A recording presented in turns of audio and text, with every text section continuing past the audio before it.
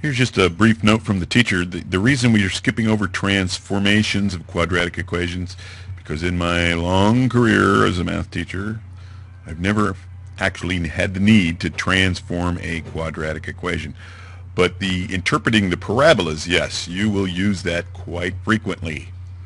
So let's go ahead and do a problem. We're doing problem 19 from the textbook, and I believe it's on page 201. But here's the problem. There's Skippy. Hey, Skippy. He wants to put a fence against his house. There's his house, and he wants to put a fence against it. And he has 32 foot of fence. But now, first of all, draw yourself a little picture of what's going on. Oh, and he wants to find the maximum area. So you got to figure out what, and it's going to be a rectangular formation in general. But draw yourself a little picture. So there's a fence against his house, right? So it only has three sides. This fourth side is the house.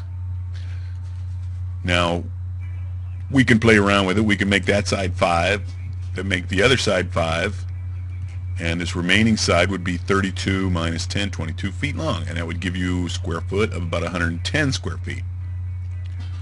We could build it the other way, right? Just make these side, this 10, that 12. Remember, the sides and have to add up to 32, and a 10 by 12 would give us 120 square feet. But you know, we can literally do that forever.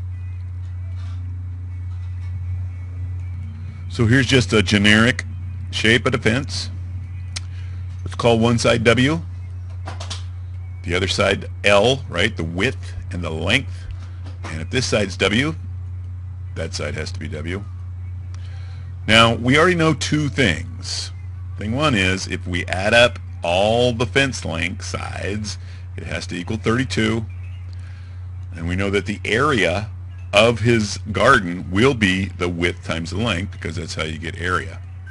So let's go ahead and clean these up a little bit. The first one turns into 2W plus L equals 32, and A equals WL. What we're going to do is we're going to substitute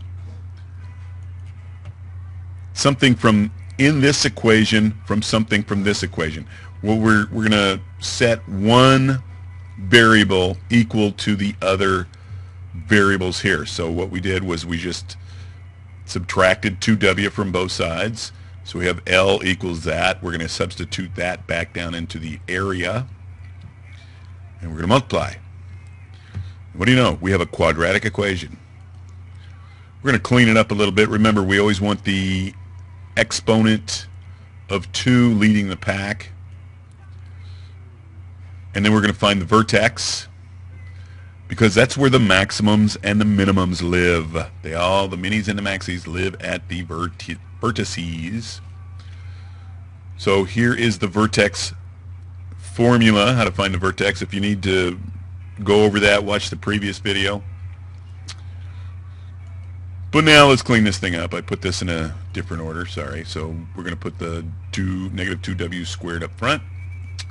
And this could be plus 32. So now we know what A is, we know what B is, and there C is 0, but we have no C's here.